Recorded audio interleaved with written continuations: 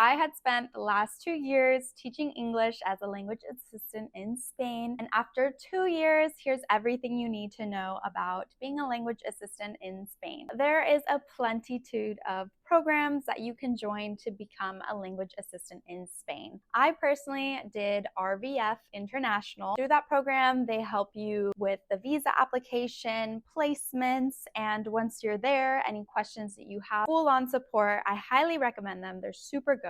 But there are also other great programs that you can go through to become a language assistant in Spain. For example, there's one called Up International. Here you're placed also in public schools in Spain. I actually have 2 friends in the program. It's a little bit more rigorous than a language assistant. You're actually going to be more involved in the classroom and work more hours in this program. I'm using this example because every program is going to have their own little requirements, own little description of what the job entails. But as for RVF, you're placed in a school that is a public school, whether it's high school or elementary, in the region that you chose. I chose the Andalusian region for my first year and the Basque region for my second year. In Andalusia, I was in a high school, and in the Basque region, I was in a primary school. There's factors to consider because there is also programs called like Medias, and in Medias you will be placed in private schools. I will list all of them now. I don't have them memorized, so I'm gonna look. So RVF International, the one I did. Medias is the private schools. There's NALCAP. NALCAP is the direct program through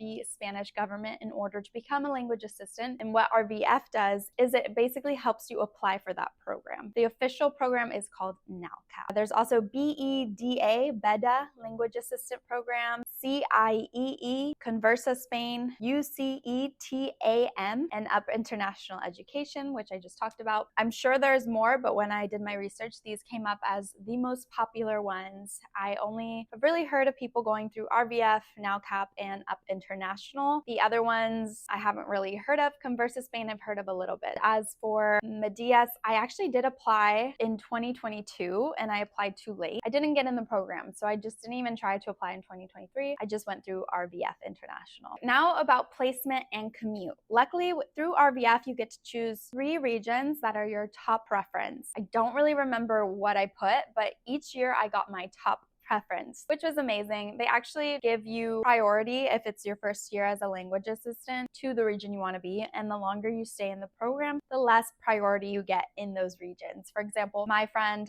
was a second year. Okay, I lost storage and I just cleared up storage, so I'm back. My friend, for example, on her 3rd year, placed, I think, Valencia as her first option and like Catalonia as her second option. She got placed in Catalonia. I'm pretty sure it's because it's her 3rd year, so her priority went down. Versus when it's your first year applying to the program, you're more likely to get the first place that's on your preference list. So as for placement, like I said, I was placed in the region I wanted to be, and each time I put where I wanted to be, what region, in the additional notes section, I said the exact city. So in mine for Andalusia, I said Sevilla. In my second year, for the Basque region, I said San Sebastian, and I got both of those cities. And I mean like in the city. It was phenomenal. As for commute, this is like where it gets a little tricky because you can get the region you want, but you may be far from like the city or where things are like more happening, if that makes sense. Like, I know people who had like an hour commute to school. For example, mine in Sevilla was about 45 minutes, and this was the metro and then the walk to the school or the bus. So it was a longer commute to get to my school because I did live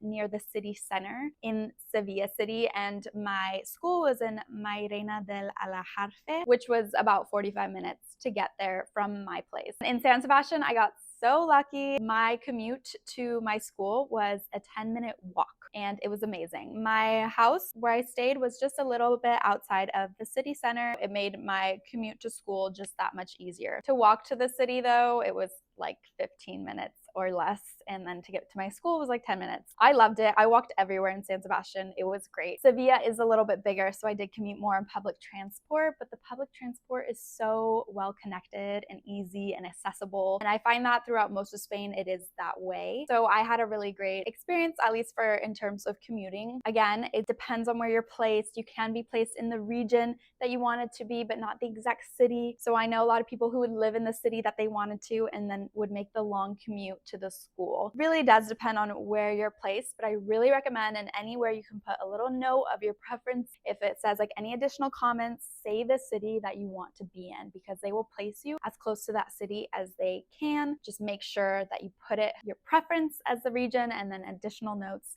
the city you want. And again, this is for RVF International. I'm not sure how it is for other programs if they let you choose that specifically, but that was my experience with RVF. As for the schools, so of course you don't get to choose the exact kind of school you're placed in. RVF International gives you the option to make a preference if you want to work with really young kids like in primary school or older kids in high school. For both years, I said I would work with any. I didn't have a preference. I was just more focused on being in the region I wanted to be in and the city. And as for the school, I thought I'm open to anything. I get along with all ages, so I thought, why not? And this bettered my chances of getting placed where I wanted to be placed. My first year in Sevilla, I was placed with high schoolers, and my second year, I was placed in primary. And I really liked the opportunity to have both options because it's very different. In high school, I mean, I was closer to the age to them than their teachers. So it was more like a friendly banter with the students. Of course, they knew I was a teacher, but they would come to me about gossip and all these things. And I almost felt more like a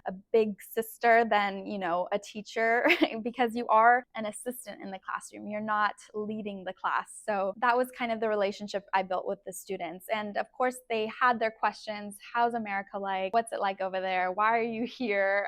What are you doing? Or I want to go to America. You'll find a lot of students are really curious about America. So it's cool to be able to share that. My storage ran out again, so I just had to clear a bunch of other stuff. The students in high school, the treatment was obviously just a little bit different than you get from primary school. It was more I felt like a peer to them, and they were interested in me at first, and then it was kind of like, yeah, whatever, we're in our own little world now. But of course, they were excited I was there, and I built really great relationships with the students and the teachers. It was amazing. As for the students in San Sebastian, it was primary school, so I would say for a lot longer, they were really intrigued by me, had a lot of questions, were like, oh, wow, America this, or oh, tell me about this. They had so many questions, and it was so cute because they were all pretty shy.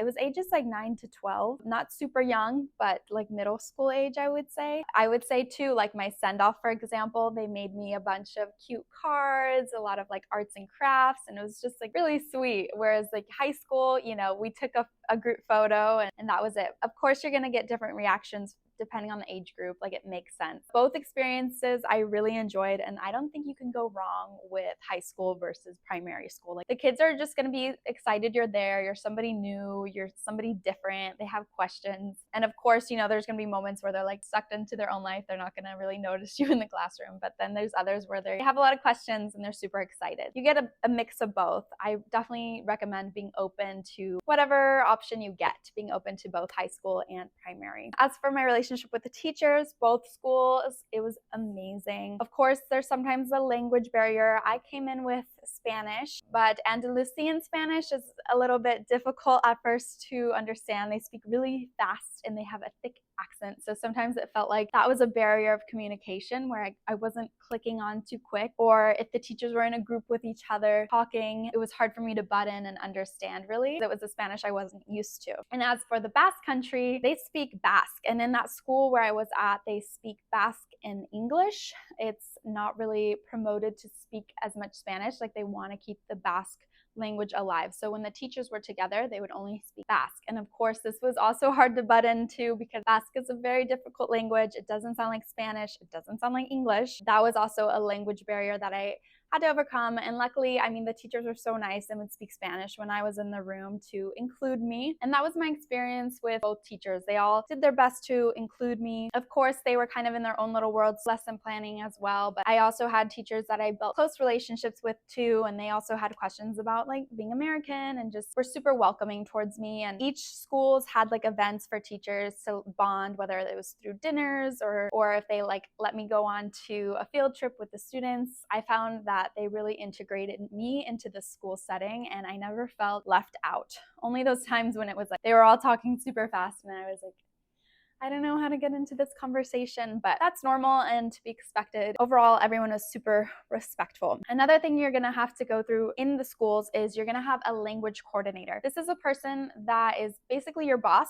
They're in charge of the language assistant program for the school. So they're in charge of your schedule, what classes you're going to, and you work with them directly. If you want to take a day off, you go to them. If you're sick, you go to them. If you have a question about hours, the role of a language assistant, they're the ones in charge of it. My first year in Sevilla, I had a language assistant, super great, super kind, but she was very closed off. She had actually said that she had opened up to a language assistant in a previous year and was very let down by that relationship in the end. And so she was closed off. She was very honest about it. I admit it might be hard to have constantly always new language assistants coming. You build that relationship and then they leave. That could be difficult. Although she was super kind, super like not micromanager at all. Like she trusted me with my hours, going to class, and that was that. Like, of course, there was some check-ins. It was a very professional relationship, and that was that. As for San Sebastian, again, I would say it was still super professional. This one was a little bit more involved in my hours, making sure I wrote down everything I was doing to fulfill those hours, because as a language assistant, you're supposed to do 14 hours, but typically the schools only locate 12 for you to actually be at the school, and the 2 extra hours per week is for lesson planning. I didn't have any lesson planning really in Sevilla. I only worked 12 hours, but my language coordinator in San Sebastian made sure that I used those 2 extra hours to lesson plan and really made me write down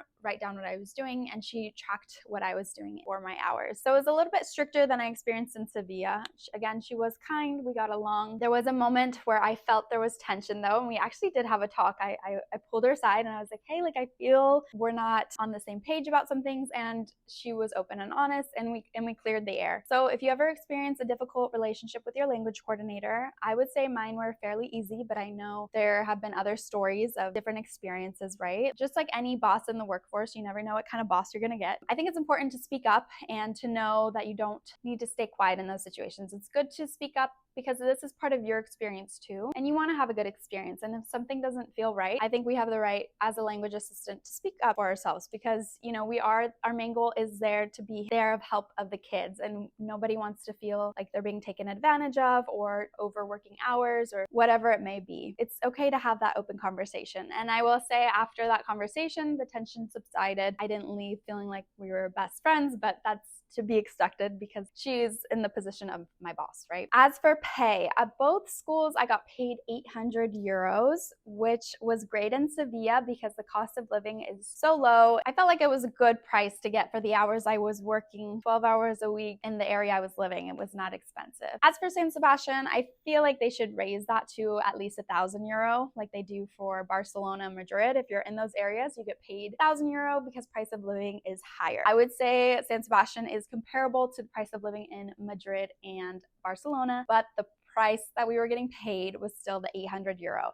And I do not think that was enough, because alone, with that said, my rent living with 2 other girls was €480. That's more than half of my stipend. Depending on the region, that's gonna depend how much you get paid. I definitely recommend the Basque Country, even though that's a factor that the pay is not as high as it probably should be. I wouldn't discourage people from going because of that. It's a beautiful region with lots of history, cultures, and traditions, and great, beautiful people. I just think if you're planning on going to San Sebastian, definitely save a little bit more. But as for Sevilla, I feel like if you're just there for the experience as a language assistant, you don't plan on traveling too much, the €800 is, I wouldn't say more than enough, but just enough to cover living expenses comfortably. Travel. Sevilla is a big city compared to San Sebastian. Sevilla has an airport there that was well located. It was easy to get to. There was a bus to take it. It was easy to travel out of Sevilla, honestly. I had a great experience traveling from Sevilla. As for San Sebastian, they do have a small airport,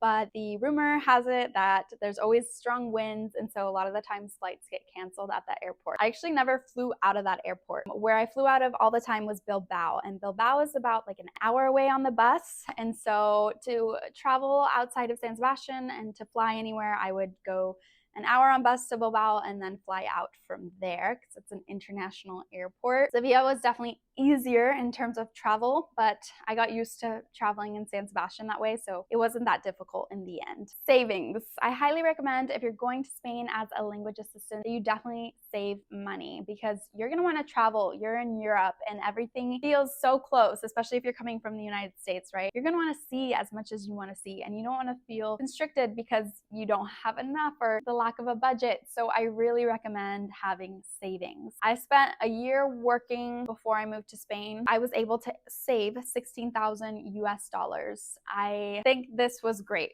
I was able to do so much traveling while I was in Sevilla. I bumped up my number of countries I visited during that time, and it was great because I could say yes to all the trips me and my roommates wanted to do. It was amazing.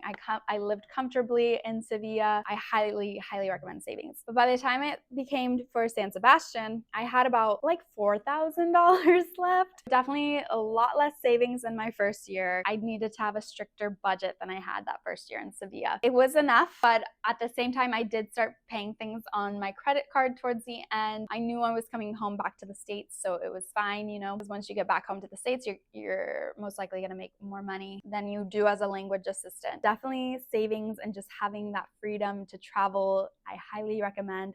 I don't think you need 16,000, but the more the better, right? I would recommend 8 to 10,000 if you can. A lot of my friends came with 3 to 4,000, just depending on what your plan is when you come to Spain and what kind of traveling you want to do. I would take that into account. And the cons of being a language assistant, I would say, as I was reflecting some things that were difficult, all of my cons turned to positives. Anytime you experience something that was difficult in a different country, you instantly just grow. For the first like 2 months, it was so hard to move to a foreign country, be so far away from my family, and know I was going to be there for a full year, 2 full years. But those first couple months were really hard, and me and my roommates leaned a lot on each other because we were all going through the same experience. I lived with other Americans who were doing the language assistant program, and I think that really helped because we were all going through the changes of moving abroad and being away from home, like the farthest we've ever been, such a long period of time. I think that really helped. It helped me grow a lot because once I got over those 2 difficult months of feeling homesick, of questioning why I decided to come to Spain, it was like all the beautiful moments started to unravel, and I began meeting more friends, traveling more, getting more comfortable in the city. Everything just expanded from that point on. Yes, those 2 months were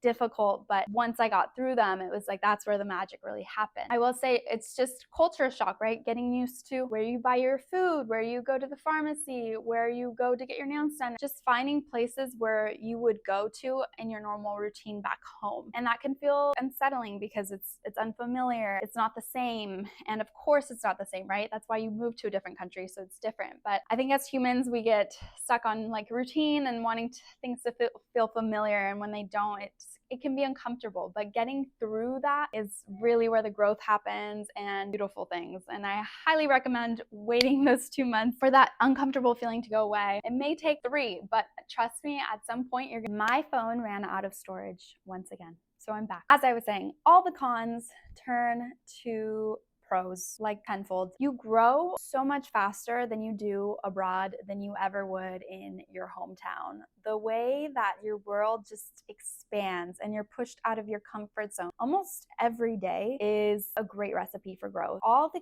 cons that you can think of when abroad, whether it be feeling homesick, missing friends or family, making new friends, getting comfortable in a new city that's unfamiliar to you, language barriers, a new commute, maybe a boss that you don't get along with, all these things. It's just gonna help you grow into this amazing person you wanted to be before you started the experience, right? Because I think if you're looking for an experience abroad, you know that it's gonna offer you so much more than any experience would in your hometown or even your home country, pushing you outside of your comfort zone to the extreme. And so I cannot recommend this experience enough. The great thing about it is you can always go home. Whether you leave the program early, which I don't recommend, but if you finish finish the program and you realize, okay, Spain wasn't for me, you always get to go back home. Like, you're not stuck there. And that's the great thing, because you're just going to learn so much and then decide what you want to do with this newfound information, this new version of you. I don't think you can lose in such a great environment of living abroad. My advice to you, if you are looking to go in 2026 or 2027, is definitely research where you want to be located. This is going to make your experience that much better. It's one thing to choose a random place and go where, the wind takes you, which is really great. But if there's a certain region that really intrigues you, whether it's the culture, the style, the food, the people, the traditions, the history, that's where you want to apply to. That's where you want your first place to be. Because I was so intrigued by the culture in Sevilla. I think that added to my experience just being so amazing, because I was already so interested in the Andalusian region even before I went there. And that made the experience that much better. And it was the same thing for San Sebastian, the Basque region. You could say polar opposites, and I definitely got the most out of both of those places. So my advice to you is definitely research the region that you want to be placed in. Pick the preference of what calls to you more. Don't go where all your friends say. Don't go to the city, Madrid or Barcelona, because that's the only places you've heard of in Spain. But go to places that really, there's something about it that intrigues you, whether, like I said, the culture, the people. There's so many unique places in Spain. And if you do go to Madrid or Barcelona, you're going to have an amazing time too, because those cities are amazing. But definitely do it for the right reasons, not just because all your friends are going there, but go to the region that really calls to you. Also, location is everything. I mean, if you are somebody who loves the beach, take that into account. If you're somebody who loves the mountains, take that into account. If you're somebody who's never experienced rural area and you want to experience that, take that into account. These are all great things to have in mind when picking where you want to be for the next year. If you're interested in applying, apply now, because applications are open from January to April for language assistant programs. So now is the best time to do it. Don't wait on that, because the visa application takes a while. And so you want to set yourself up for success, giving yourself that time to relax and not have everything rushed, because you do not want to rush the visa process. It's a bit strenuous, the paperwork, the apostille, everything. If you are interested in becoming a language assistant, definitely apply now. Overall, if you're feeling called to be a language assistant or just feeling called to live abroad in general, I say do it. Like I said earlier, you cannot lose in this experience. You're only going to gain, whether that's knowledge about a deeper understanding of yourself or a deeper understanding of what you want out of life. It's going to give you all of that. Like I said, I spent the last 2 years there, and it was an amazing experience. And I can't wait to hear about all of your journeys. Bye.